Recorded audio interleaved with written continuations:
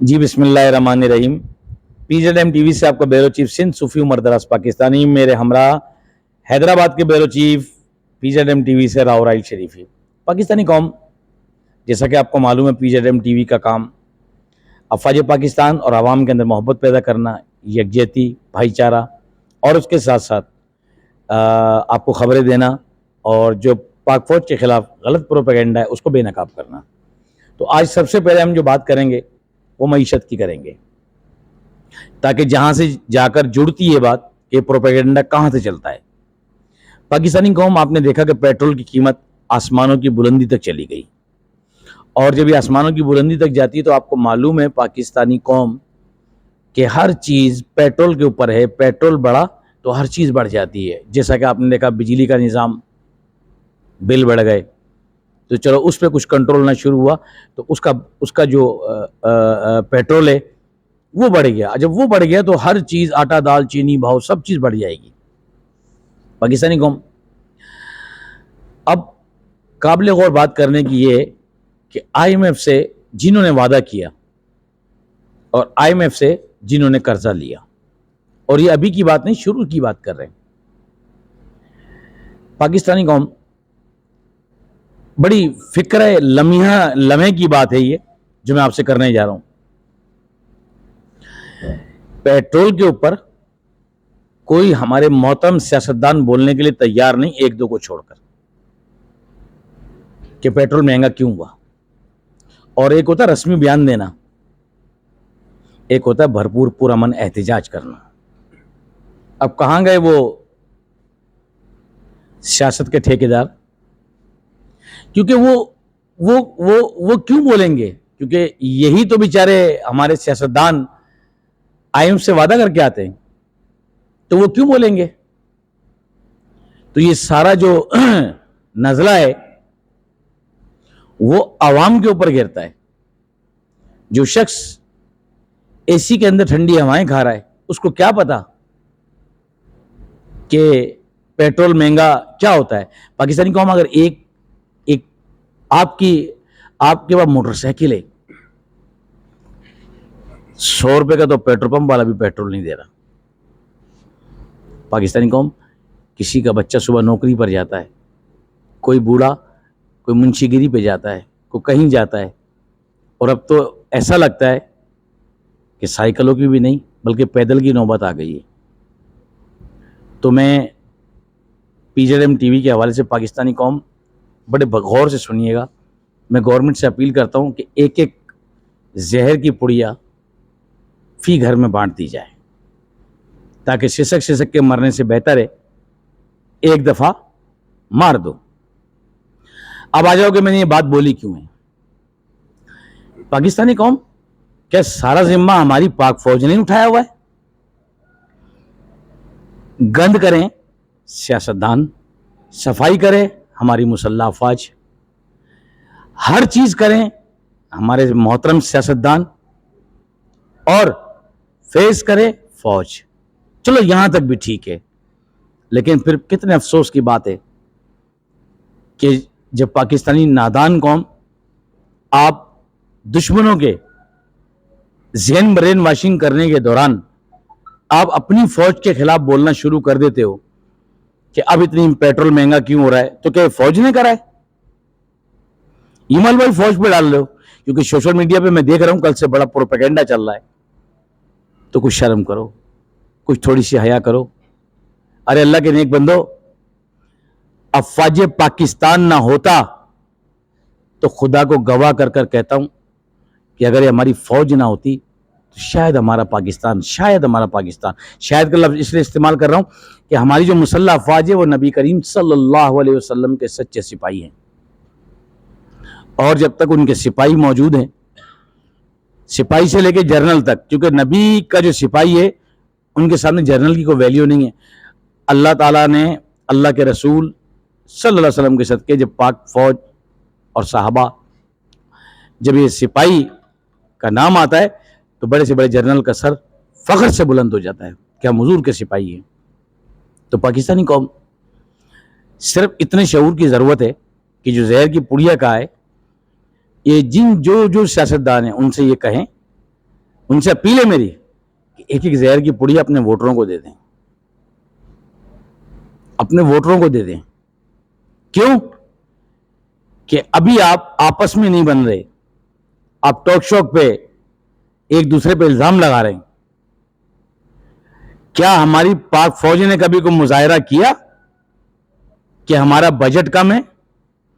क्या हमारी मुसल्ला फौज ने, क्या शहीदों के घर वालों ने कभी कोई मुजाहरा किया? पाकिस्तानी कौम अल्हम्दुलिल्लाह बड़ी जिम्मेदारी के साथ कह रहा हूं कि पीजेएम टीवी के जराए पूरे पाकिस्तान के, पूरी दुनिया से बाहर भी मौजूद है, खबरें जमा करके अपने जराए के, मजबूत जराए के साथ बात करते हैं। पाकिस्तानी कौम ISI, पाकिस्तानी कौम जो मैं बात करने जा रहा हूं ना, शायद पीजेएम टीवी के अलावा कोई बात ना करे। पाकिस्तानी कौम, लोग समझते हैं हमारी मुसल्ला अफवाज बड़ी ऐश मौज में है, हमारी ISI बड़ी ऐश मौज में है, MI, पाक रेंजर्स, गुमनाम हीरो बड़ी मौज में है। तो फिर मैं आपसे एक अपील करता हूं पाकिस्तानी कौम, अगर ये इतनी मौज में है तो आप दरखास्तें जमा कराएं ना, आप भी रेंजर्स में आएँ, आप भी पाक फौज में आएँ। हमें तो LCD TV, असले और जबान दराजी से फुर्सत ही नहीं मिलती। हम जरा 20 मिनट धूप में खड़े होकर देखें, हमें पता पड़े। पाकिस्तानी कौम, जिस मुसल्ला अफवाज के ऊपर दुश्मन लॉबियों के कहने पे आप लोग बात करते हैं तो दिल दुखता है, क्योंकि उनका तो काम है, इंटरनेशनल सतह के ऊपर उनका काम है कि मुसल्ला अफवाज को और आवाम को सामने लाया जाए, लड़वाया जाए। लेकिन उनकी चाल कभी अगर कामयाब नहीं होने दी तो सिर्फ दो बंदों ने बड़ी जिम्मेदारी के साथ, एक पाक फौज और एक मुहिब्बे वतन अवाम ने, वरना दुश्मन ने तो कमी ना छोड़ी थी। और बड़े दिल जलने के साथ कहता है कि अल्हम्दुलिल्लाह जो शख्स मुझे जानता है या जो शख्स मुझे जानते हैं, फौज किस तरह अपने घर को लेके चलती है, किस तरह अपने घर को पूरा करती है, किस पेंशन पे गुजारा करती है। आओ पीजेएम टीवी से मैं आपको दावत देता हूं, कराची से लेकर खैबर तक पीजेएम टीवी के प्लेटफॉर्म पर मैं आपको बिल्कुल बड़े भरपूर और बड़ी जिम्मेदारी के साथ कहता हूं, आप चलें। मैं आपको सिपाही से लेकर जनरल तक, चूंकि हमारा पीजेएम टीवी एक टीवी है, काम करता है सहाफत का। हमारा काम है दुश्मन के प्रोपेगेंडे को बेनकाब करना, सच्चाई को सामने लाना। तो आए, कराची से लेकर खैबर तक, एक सिपाही से लेकर जनरल तक पीजेएम टीवी आपको लेके जाएगा। लेकिन ये याद रखिएगा, बड़े सबूत के साथ लेके जाएगा कि उनकी जो आप लोग कहते हैं क्या ठाट है, उनसे पूछें। उनके तो हकीकत अगर पूछें तो इस वक्त खुदा की कसम जितना सब्र से हमारी पाक फौज काम ले रही है, सलाम है उनको। आपने सुना होगा आसिफ गफूर का एक बयान, जब आप ISPR के अंदर थे,